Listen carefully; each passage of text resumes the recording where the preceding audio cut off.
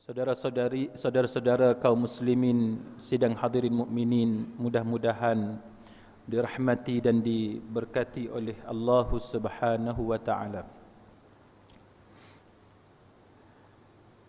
Tersebut di dalam satu hadis sebagaimana yang direkodkan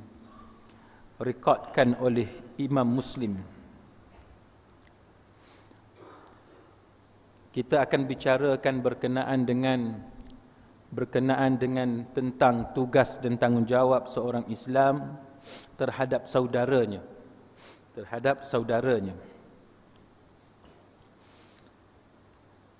Yang pertama ialah hadis yang diriwayatkan oleh Imam Muslim. Al-muslimu akhul muslim, la yazlimuhu wa la yakhzuluhu wa la yahqiruhu taqwa hahuna ولا يحقره التقوى هاهنا ويشير إلى صدره 3 مرات بحسب امرئ من الشر أن يحقر أخاه المسلم كل المسلم على المسلم حرام دمه وماله وعرضه. Seorang muslim dengan muslim yang lain adalah bersaudara. Seorang muslim tidak boleh menzalimi, mengecewakan saudaranya dan menganiayai saudaranya. Takwa itu di sini. Sambil Nabi tunjuk kepada dada baginda tu 3 kali. Takwa Nabi tunjuk kepada dada baginda 3 kali. Adalah merupakan kejahatan jika seorang muslim menghina saudaranya. Setiap muslim atas muslim yang lain adalah haram darah, harta dan kehormatannya.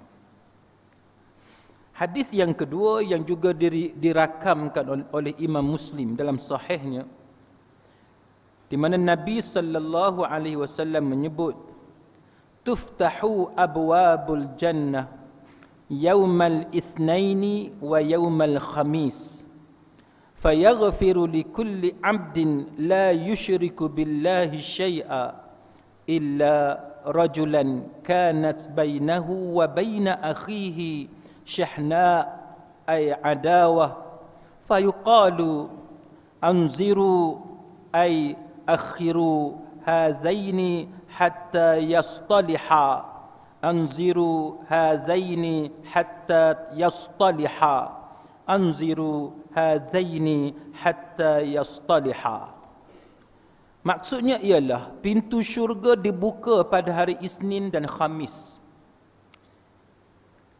Dalam 7 hari, pintu syurga Allah Ta'ala dibuka hari Isnin dan hari Khamis. Kemudian diberikan keampunan kepada setiap hamba yang tidak menyekutukan Allah Ta'ala dengan sesuatu apapun. Maksudnya, sesiapa yang tidak pernah mensyirikkan Allah Ta'ala, maka dosanya semuanya diampunkan oleh Allah Subhanahu wa taala, kecuali seseorang yang sedang bermusuhan, kecuali seseorang yang sedang berbalah. Lalu dikatakan kepada malaikat, tangguhkan kedua orang ini sehingga keduanya berdamai. Tangguhkan 2 orang ini sehingga keduanya berdamai, dan tangguhkan kedua orang ini sehingga keduanya berdamai.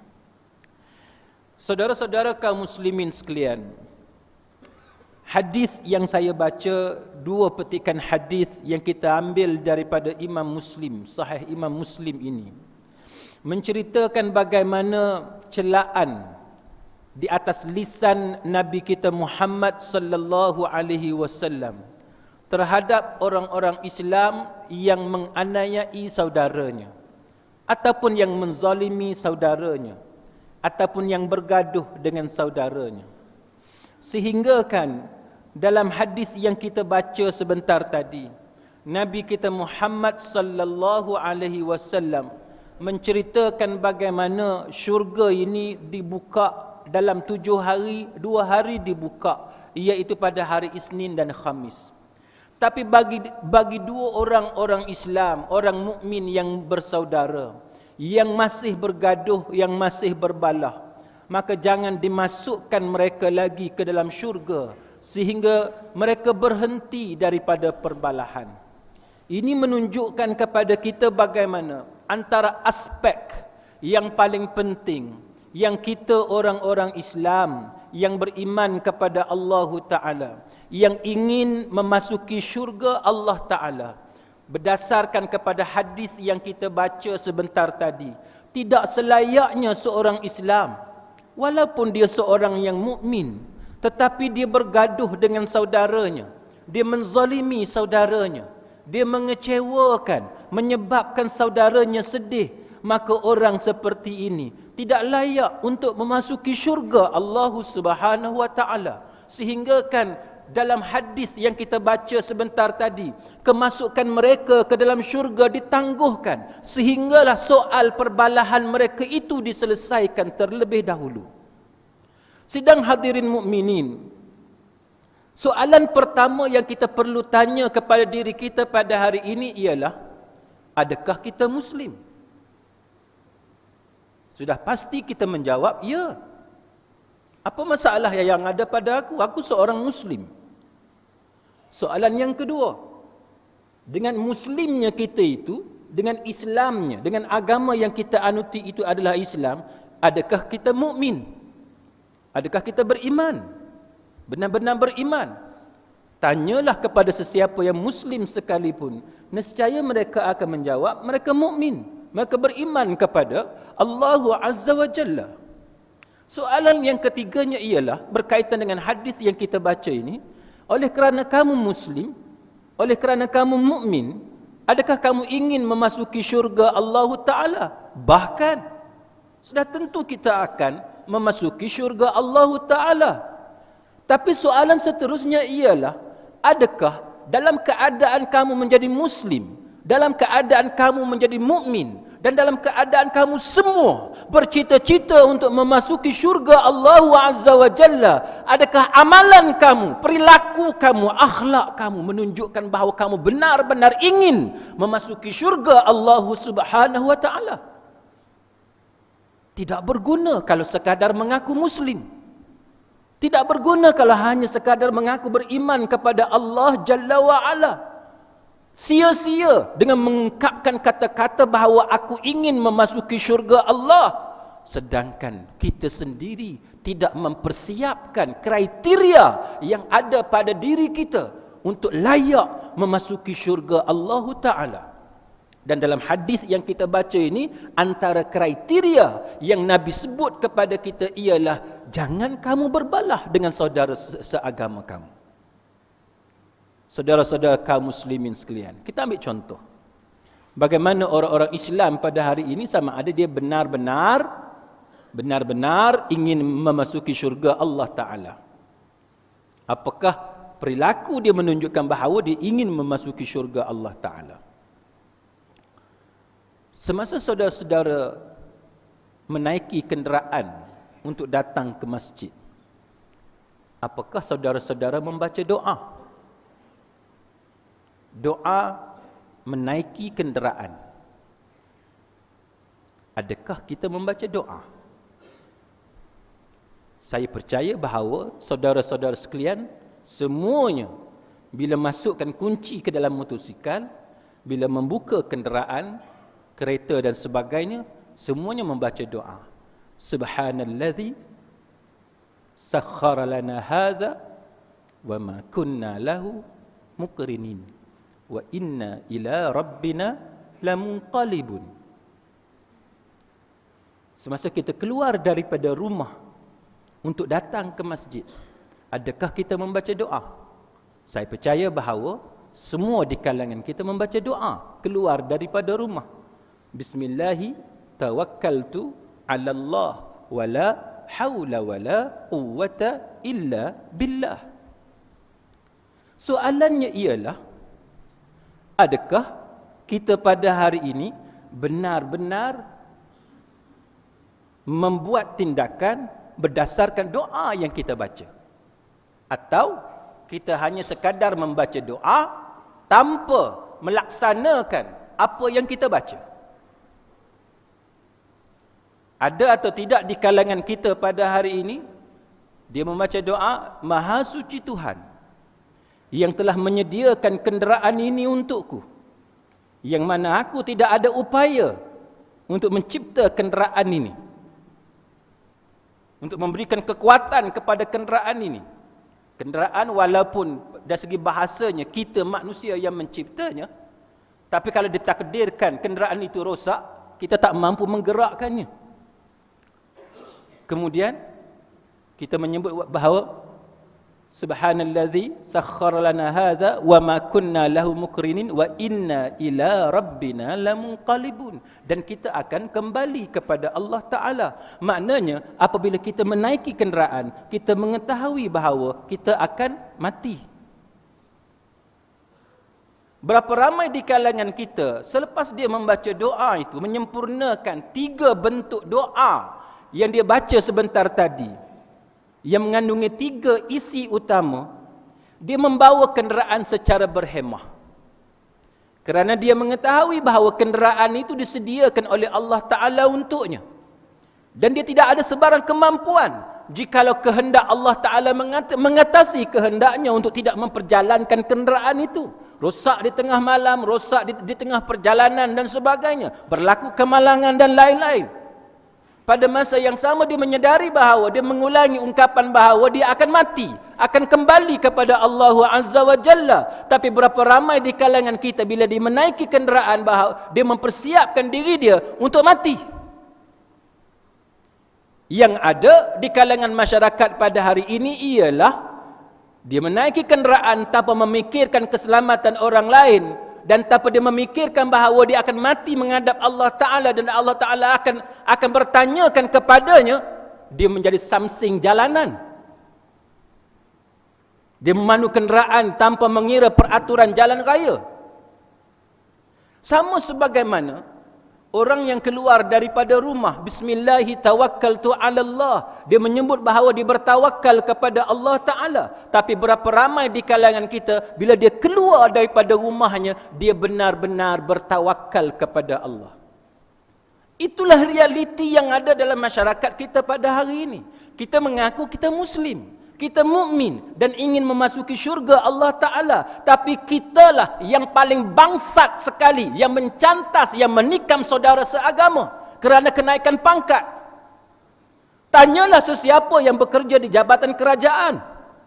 Berapa ramai orang yang melangkah kepala saudara seagamanya kerana kepandaiannya membodek dan mengampu, sehingga menyebabkan saudara seagamanya yang lebih berhak mendapat jawatan itu, yang lebih berhak mendapat grade gaji itu, yang lebih berhak mendapat pelbagai kedudukan istimewa dalam perkhidmatan, tetapi kerana kemampuan dia mengipas dan membodek, bercakap dengan percakapan yang manis, tetapi punggungnya adalah punggung yang penuh berlumuran dengan najis, dia menganiayai saudara seagamanya.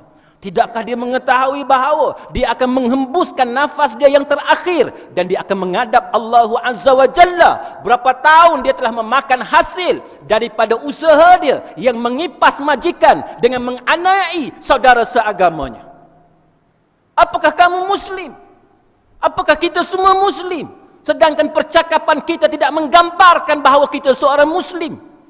Apakah kita ingin menjadi calon penghuni syurga? Sedangkan apa yang disebutkan oleh Nabi sallallahu alaihi wasallam menunjukkan bahawa kita sebenarnya tidak ingin memasuki syurga Allah Azza wa Jalla.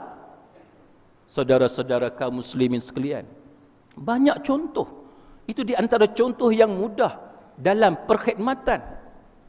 Kita boleh memberi contoh orang-orang yang berniaga, yang menipu para pelanggannya semata-mata kerana ingin mengaut keuntungan yang lebih, sehingga menganiayai pelanggannya, menjual barang makanan yang tidak berkualiti sehingga pembelinya sakit perut dan sebagainya, mengalami pelbagai penderitaan akibat daripada menjual barang-barang yang tidak berkualiti. Itu saudara seagama. Kenapa kita sanggup mengaut keuntungan di atas penderitaan yang dialami oleh saudara seagama? Ini menunjukkan kepada kita bahawa tidak layak akan ditangguhkan kemasukan ke dalam syurga kerana sikap kita yang menganiayai saudara seagama. Saudara-saudara kaum muslimin sekalian, tidak cukup dengan itu. Kita boleh bercakap dalam soal politik tanpa mengira sama ada saudara-saudara cenderung kepada politik parti pemerintah ataupun politik parti pembangkang dan sebagainya. Kita melihat bagaimana manusia apabila ada jawatan-jawatan yang bergaji, yang ada allowance dan sebagainya, sanggup berebut-rebut dan menikam saudaranya daripada belakang kerana merebut jawatan-jawatan seperti ini. Sanggup menyebarkan fitnah kerana dia ingin mendapatkan jawatan itu. Keadaannya sama. Orang ini adalah orang yang ditangguhkan, terhalang dirinya daripada memasuki syurga Allah Subhanahu wa taala. Saudara-saudara kaum muslimin sekalian, itulah yang disebut oleh Nabi sallallahu alaihi wasallam. Dan bila kita pergi lebih jauh, kita dapat melihat bagaimana di negara-negara umat Islam seluruh dunia terkenal dengan penipuan-penipuan. Kadang-kadang soal transparansi, soal ketelusan, soal integriti negara yang bukan Islam lebih telus daripada negara Islam. Kita melihat sistem pilihan raya umpamanya. Jikalau saudara-saudara sekalian pernah tinggal di negara yang bukan Islam seperti di benua Eropah, sebagaimana pengalaman saya yang mengundi di negara United Kingdom, melihat proses pilihan raya di negara seperti United Kingdom yang majoriti beragama Kristian walaupun datang daripada pelbagai mazhab, tetapi mereka sangat telus. Mereka sangat telus. Ketelusan dan amanah, integriti yang ada di kalangan orang-orang bukan Islam sampai ke tahap kita tidak perlu menunjukkan kad pengenalan kita, tidak perlu menunjukkan pasport, tidak perlu menunjukkan bukti identiti kerana saling percaya mempercayai. Tidak ada penipuan. Tidak ada penipuan di negara yang bukan beragama Islam. Hanya sekadar menyebut alamat rumah di mana kita tinggal. Cuba kalau sistem pilihan raya seperti ini diadakan dalam negara kita. Cuba kalau sistem pilihan raya seperti ini diadakan di negara-negara Arab yang majoriti penduduknya beragama Islam. Usahakan ingin meniru apa yang dilakukan oleh United Kingdom yang majoriti penduduknya bukan beragama Islam. Malah dalam keadaan sistem pilihan raya dengan mengemukakan bukti pengenalan diri pun boleh berlaku banyak penipuan. Satu rumah boleh tinggal sampai 40 orang, 50 orang. Rumah yang bangunan yang hanya ada 4 hingga 5 tingkat, tapi boleh ada alamat sampai ke tingkat yang ke-9, tingkat yang ke-10. Menunjukkan bagaimana orang Islam jauh khianat berbanding dengan orang yang bukan beragama Islam. Maka antara faktor kenapa dakwah Islam di kalangan orang-orang bukan Islam di benua Eropah, antara halangan utamanya kerana dakwah bilhali tidak banyak membantu. Keadaan yang ada kepada orang Islam itu sendiri tidak banyak membantu untuk meyakinkan orang bukan Islam tentang kebagusan agama Islam. Malah dalam hadis ini pun Nabi menunjukkan kepada kita bahawa orang-orang yang beriman sendiri sanggup mengkhianati saudara seagamanya. Sidang hadirin mukminin. Kemudiannya dalam hadis yang lain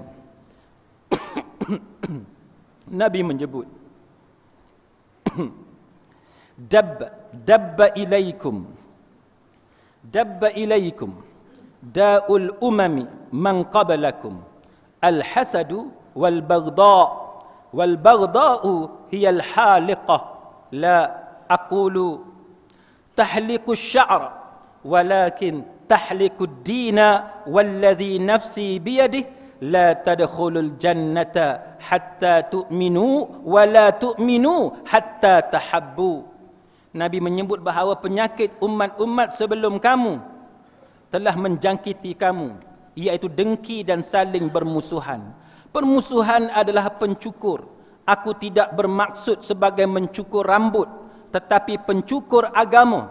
demi zat, demi Tuhan yang diriku berada di dalam genggam kekuasaannya, kamu tidak akan masuk ke syurga hinggalah kamu beriman, dan tidak beriman kamu sehinggalah kamu saling menyintai. Saudara-saudara kaum muslimin sekalian, ini syarat yang disebut oleh Nabi untuk memasuki syurga Allah Ta'ala. Kita sebagai orang Islam hendaklah menyintai saudara seagama kita. Buktikan dengan perbuatan, bukannya bukti dengan kata-kata. Jikalau kita bercakap dengan mengatakan kita sayang kepada saudara seagama, tetapi kita masih melakukan perbuatan yang menghiris perasaannya, mengecewakannya, maka saudara-saudara kaum muslimin sekalian, itu menunjukkan bahawa sebenarnya kita yang tidak mau memasuki syurga Allah Ta'ala. Na'udzubillah min dzalik. Yang terakhirnya, saudara-saudara kaum muslimin sekalian, Nabi sallallahu alaihi wasallam menyebut dalam satu hadis yang diriwayatkan oleh Imam Ibn Majah dan disebut daripada kitab Az-Zawaid, dan sanadnya sebagai sahih, dan para perawinya adalah thiqah, di mana Nabi menyatakan dengan maksudnya tiga orang yang solatnya tidak akan terangkat. Solatnya tidak akan terangkat, maknanya tidak akan diterima oleh Allah Subhanahu wa Ta'ala, walaupun sejengkal dari kepalanya. Maknanya sembahyang tu takkan terangkat, takkan diterima oleh Allah Ta'ala. Walaupun terangkat sikit pun Tuhan tak terima. Maknanya tak terangkat pun sembahyang dia, walaupun sejengkal. Siapa dia? Nombor satunya, Nabi menyebut orang yang mengimamkan satu kaum, walaupun dia belum datang, tetapi kaum itu membencinya. Yang kedua, wanita yang dibenci oleh suaminya. Dan nombor tiga ialah dua orang saudara yang saling bermusuhan. Sekali lagi hadis ini mengulangi tentang permusuhan di kalangan orang Islam. Saudara-saudara kaum muslimin sekalian, syarat imam, syarat orang yang mengimamkan solat, orang yang menjadi ketua kepada masyarakatnya, dia hendaklah menjadi orang yang berkhidmat kepada masyarakatnya. Bukannya orang yang merebut jawatan untuk kepentingan diri dia, sehingga menyebabkan masyarakat membencinya. Bukannya seperti di setengah-setengah tempat yang diberitahu kepada kita bagaimana imam yang sudah pun tua, yang tidak mampu membaca Al-Quran dengan bacaan yang fasih, tapi masih lagi tidak mau meninggalkan jawatannya hanya semata-mata kerana berebut allowance sebanyak RM800. Kadang-kadang allowance-nya terlalu sedikit, tetapi kerana kecintaan kepada habuan dunia, sanggup untuk kekal pada jawatan itu, walaupun sebenarnya anak-anak Korea yang lain jauh lebih layak daripada dia.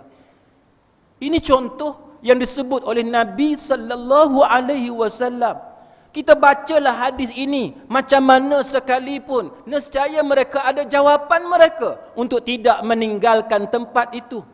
Kerana itu saudara-saudara kaum muslimin sekalian, kita melihat di mana masjid-masjid yang langsung tidak memberi ruang kepada anak-anak muda, yang langsung tidak memberi ruang kepada orang-orang luar untuk datang menyampaikan khidmatnya, kita akan mendapati bagaimana masjid itu menjadi masjid yang lesu, masjid yang tidak ada aktiviti, masjid yang tidak ada sambutan, yang tidak ada toleransi di kalangan anak-anak Korea. Kerana sikap tamak kepada kuasa, tamak kepada wang ringgit, dan dia seolah-olah tidak menyedari bahawa dia akan menemui Allah Subhanahu wa Ta'ala. Saudara-saudara kaum muslimin sekalian, sepatutnya lah kita pada hari ini menerima realiti bahawa semakin ramai anak-anak muda yang bekerja dengan jawatan profesional, yang bekerja dengan jawatan yang tinggi. Sudah tentulah dengan ketinggian profession mereka, mereka memerlukan kepada golongan agama yang juga tinggi tahap kemahirannya. Tidak lagi boleh dibiarkan imam-imam kampung yang tua, bukanlah berniat untuk menghina, Bukan sama sekali niat untuk menghina. Tetapi janganlah dibiarkan imam yang membaca Al-Quran secara tidak fasih sehingga menyebabkan anak-anak Korea tidak suka datang untuk solat di belakang imam tersebut. Janganlah dibiarkan guru-guru agama yang membaca kitab yang tidak terang butir-butir perkataannya masih lagi mengajar di masjid-masjid, sedangkan kita sudah mempunyai ramai ustaz-ustaz yang keluar daripada Azhar, Madinah, Jordan dan sebagainya, yang mereka ini sangat berkemahiran dalam bahasa Arab, boleh membaca kitab-kitab Arab yang hebat dan sebagainya. Orang ini yang kita perlukan khidmat bakti mereka untuk dicurahkan kepada anak-anak Korea. Yang keduanya yang disebut ialah wanita yang dibenci oleh suaminya. Saudara-saudara kaum muslimin sekalian, hari ini sudah ramai wanita yang pandai bersolek, tetapi dia bersolek dan berhias ketika ingin keluar dari rumah. Kita sudah mengalami kekurangan ketandusan wanita yang bersolek di dalam rumah untuk suaminya. Ini menunjukkan bagaimana terbaliknya masyarakat kita pada hari ini. Maka bagi wanita yang hanya tahu menghiaskan dirinya untuk tatapan lelaki di luar rumah, tetapi tidak tahu bagaimana melayan suaminya, sehingga menyebabkan suami, walaupun suami yang soleh, tetapi apabila mendapat isteri yang tidak tahu melayan suaminya, menyebabkan suami yang soleh mendapat godaan demi godaan di luar sana. Saudara-saudara kaum muslimin sekalian, ini juga termasuk dalam golongan yang disebut oleh Nabi sallallahu alaihi wasallam yang sembahyang wanita itu tidak akan terangkat daripada kepalanya. Kerana itu tugas kita sebagai suami hendaklah mendidik isteri kita supaya menjadi isteri yang salihah, yang bila kita memandang mereka, kita akan memandang sebagai orang yang mampu menyejukkan mata kita sebagai suami. Akhir sekali yang diulangi oleh Nabi ialah dua orang saudara seagama yang saling bermusuhan.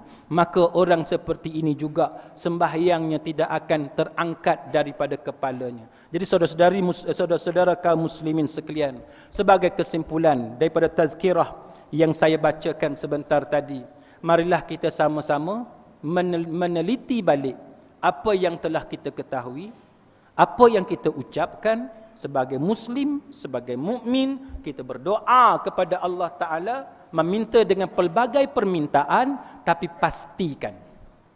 pastikan amalan kita, perbuatan kita sesuai dengan doa yang kita panjatkan kepada Allah Subhanahu wa Ta'ala. Jangan sekali-kali doa kita, ucapan lidah kita baik dan cantik, tetapi amal perbuatan kita tidak selari dengan kecantikan doa ataupun kecantikan lafaz syahadah yang kita ulangi setiap hari.